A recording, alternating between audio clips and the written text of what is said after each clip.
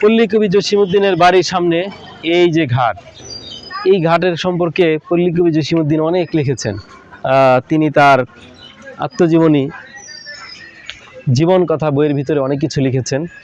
পল্লী কবি জসিমউদ্দিনের বাড়ির সামনে যে একটা নদী আছে, তিনি লিখেছেন এই সেই নদী সম্পর্কে কবি জসিমউদ্দিন অনেক কিছু লিখেছেন। এখানে প্রতি বছর মেলা হয়ে থাকে। এখানে বসে এই পাশেই কিন্তু এসেছিলেন কবি কাজী নজরুল ইসলাম, এখানে বসে কবিতাও রচনা করেছিলেন কাজী নজরুল ইসলাম। এই জায়গাটিতে, ঠিক এই জায়গায় পল্লী কবি জসিমউদ্দিন কাজী নজরুল ইসলামকে বসতে দিয়েছিলেন একটা মাদুর পেতে, এবং সেখানে তিনি বসে কবিতাও রচনা করেছিলেন। তো আসলে সত্যি জায়গাটা খুব সুন্দর লাগছে। আমরা একটু ধীরে ধীরে নদীর দিকে যাই, যেখানে পল্লী কবি জসিমউদ্দিন বিভিন্ন কবিতা আবৃত্তি করতেন। তিনি আত্মজীবনীতে লিখেছেন যে এই তার বাড়ির নদীর তীরে দাঁড়িয়ে দাঁড়িয়ে রাতের বেলা বিভিন্ন কবিতা আবৃত্তি করতেন তিনি। দেখেন সাধনা কাকে বলে।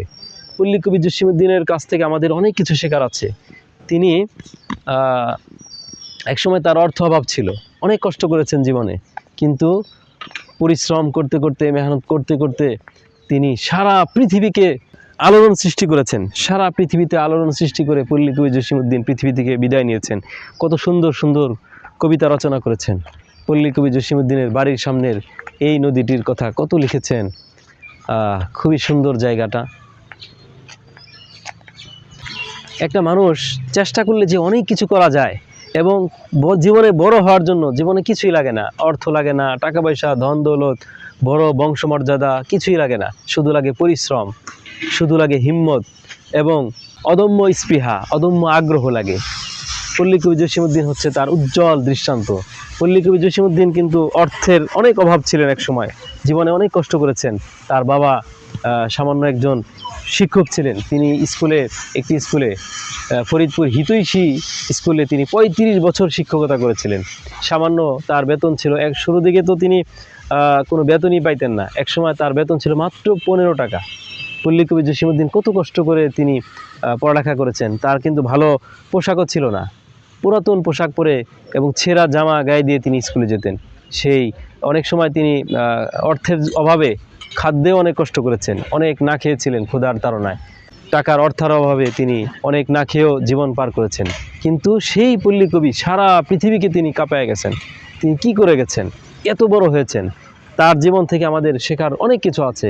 মানুষ চাইলে যে অনেক কিছু হতে পারে, কিছুই যে লাগে না, শুধু পরিশ্রম লাগে। মেহনত পরিশ্রম করে যে অনেক কিছু অর্জন করা যায়, তার উজ্জ্বল দৃষ্টান্ত হচ্ছে পল্লী কবি জসিমউদ্দিন। এখানে পল্লী কবি জসিমউদ্দিনের স্মৃতিমূলক জায়গা। এখানে প্রতি বছর মেলা হয়ে থাকে। আজকে পল্লী কবি জসিমউদ্দিনের বাড়িটি দেখতে এলাম, প্রদর্শন করলাম, খুবই ভালো লাগলো, খুবই শান্তিময় লাগলো। আমি আমার যারা দর্শক আছেন, শ্রোতা আছেন এবং যারা আমার লেখার পাঠক আছেন, আমি সকলকে বলবো জীবনে একবার হলেও অন্তত পল্লী কবি জসিমউদ্দিনের বাড়িতে আসুন এবং তার লেখা জীবন কথা বইটি সংগ্রহ করে পড়ুন। জীবন থেকে অনেক কিছু শেখার আছে। আমিও শিখেছি, আমিও পড়েছি। পল্লী কবি জসিমউদ্দিনের লেখা এবং তার কবিতাগুলো আমি পড়ি, খুব মজা লাগে। আসলে খুবই সুন্দর একটি জায়গা।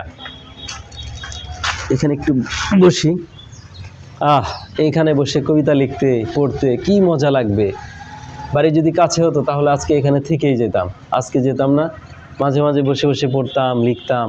সত্যি আজকের এই স্মৃতি, এ দৃশ্য সারা জীবন আমার কাছে অমর হয়ে থাকবে, এই স্মৃতিটি ইনশাআল্লাহ। সকলকে ধন্যবাদ, সকলকে শুভেচ্ছা ও মোবারকবাদ।